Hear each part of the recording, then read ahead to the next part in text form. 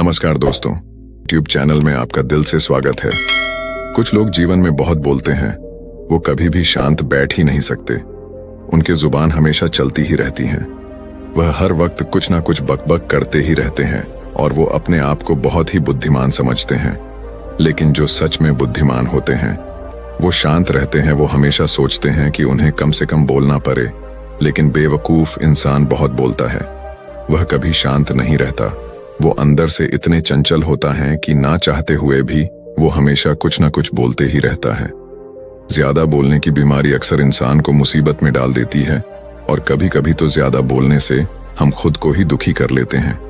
इसीलिए हमें शांत रहने की आदत डालनी चाहिए। एक बार की बात है, पुराने जापान के सबसे भी और प्रसिद्ध बौद्ध मठ में एक जवान बौद्ध भिक्षु रहता था, जो कि उस समय के सबसे विख्यात और सम्मानित जैन मास्टर का शिष्य था। वो बौद्ध मठ में जैन मास्टर की सेवा करता और उनसे जैन की शिक्षाएं लेता था। वो उनका अभ्यास करता। वह नौजवान बौद्ध भिक्षु बहुत ही होशियार, मेहनती और अपने कार्यों के प्रति ईमानदार था।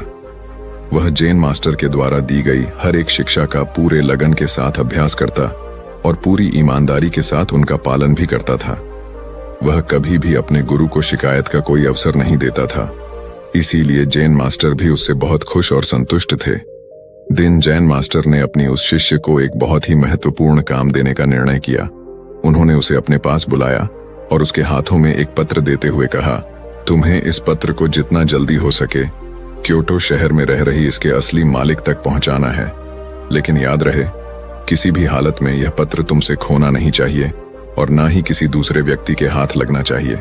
इस पत्र का जल्द से जल्द इसकी सही मालिक तक पहुंचना आवश्यक है, क्योंकि इसमें हजारों लोगों की जिंदगी और मौत का सवाल है।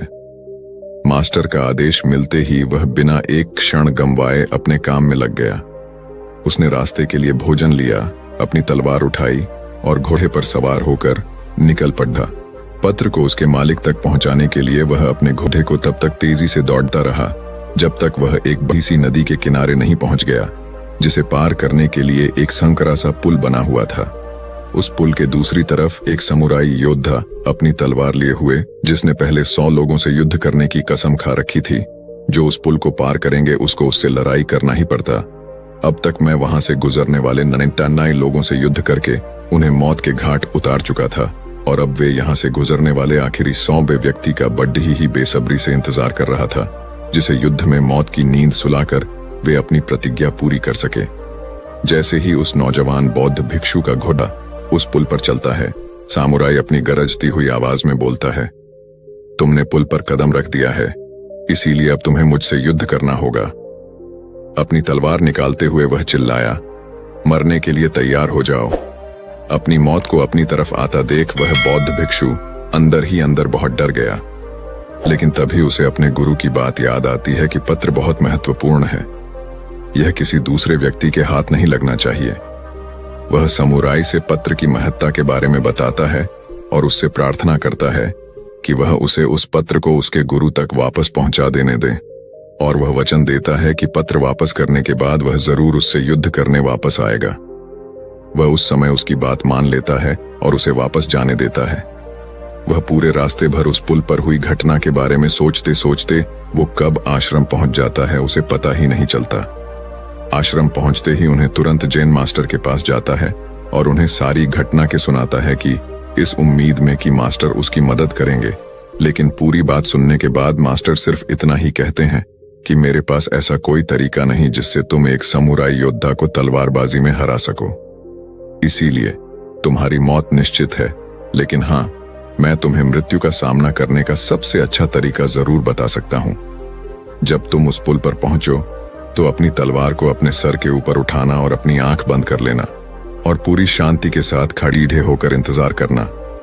जब तुम्हें महसूस हो कि कुछ ठंडी चीज तुम्हारी खोपड़ी को छू रही है, तो यही तुम्हारी मृत्यु होगी। इसके बाद वह नौजवान बौद्ध भिक्षु दोबारा अपने सफर पर निकल पड़ता है। इस बार वो अपनी मौत का सामना करने के लिए पूरी तरह से तैयार था। इस बार ना तो उसके अंदर कोई घबराहट थी और ना ही किसी प्रकार का डर। जब वह उस पुल पर पहुंचता है जहां सामुराई उसका इंतजार कर रहा था, तो वह ठीक वैसा ही करता है जैसा मास्टर ने उससे कहा था। फिर वह अपने दोनों हाथों से तलवार को सिर के ऊपर उठाता है और आंख बंद करके मौत के ठंडे तलवार का इंतजार करने लगता है। जब समुराई उस नौजवान बौद्ध भिक्षु को ऐसी अवस्था में देखता है तो मैं समझ जाता है कि जरूर यह भिक्षु जरूर किसी सच्चे महान गुरु से मिलकर आया है, क्योंकि उसने आज से पहले आंख बंद किए हुए तलवारबाजी की ऐसी मुद्रा और लड़ाई से पहले चेहरे पर इतनी शांति कभी नहीं देखी थी। उसने ध्यान से देखा, उसके चेहरे पर ना तो मौत का डर था और ना ही किसी प्रकार की कोई घबराहट। उसने अपनी तलवार नीचे रख दी और अपने घुटनों पर बैठकर हाथ जोड़कर कहने लगा, हे महान गुरु, मुझे मेरे इस मूर्खतापूर्ण दुस्साहस के लिए माफ करे और अपना शिष्य बनाए, ताकि मैं आपसे अद्भुत तलवारबाजी की कला सीख सकूं। मुझे क्षमा करें, मेरे से गलती हो गई। मेरे अंदर लड़ने की हिम्मत है, लेकिन शांत रहने की नहीं। आप मुझे शांत रहना सिखाइए। दोस्तों, वह बौद्ध भिक्षु हम हैं और वो लारकू वीर हमारे जीवन की सबसे विकट समस्या। कई बार हम ऐसी स्थिति में फंस जाते हैं जहां से बाहर निकलने का हमें कोई रास्ता नजर नहीं आता। तब ऐसी परिस्थिति में हमें खुद को पूरी तरह से शांत रखने की जरूरत होती है। सोचिए, अगर उस जवान भिक्षु ने उसके सामने अपने प्राणों की भीख मांगी होती या उसके सामने रोया होता, तो बहुत बड़ी संभावना थी कि समुराई उस पर हंसता और अगले कुछ ही पलों में उसे टुकड़ों में काट देता। या फिर अगर उस भिक्षु ने डरकर घबराहट और जल्दबाजी में सामुराई पर हमला कर दिया होता, तब भी उसकी हार निश्चित थी। लेकिन उस नौजवान ने इतनी शांति और स्थिरता के साथ उस समुराई का सामना किया और इतने उच्च कोटि के आदर्श जिनका परिचय दिया कि उस समय वो उस समय से भी बेहतर हो गया और परिणाम स्वरूप उसके सामने चुप हो गया, क्योंकि एक समुराई होने की वजह से उसने तुरंत यह महसूस कर लिया कि उसका सामना उससे भी अधिक जेन का अभ्यास करने वाला है। इसीलिए कहते हैं, शांत रहना सीखो, चाहे परिस्थितियां कितनी भी खराब क्यों ना हो। इस नौजवान की कहानी को याद रखना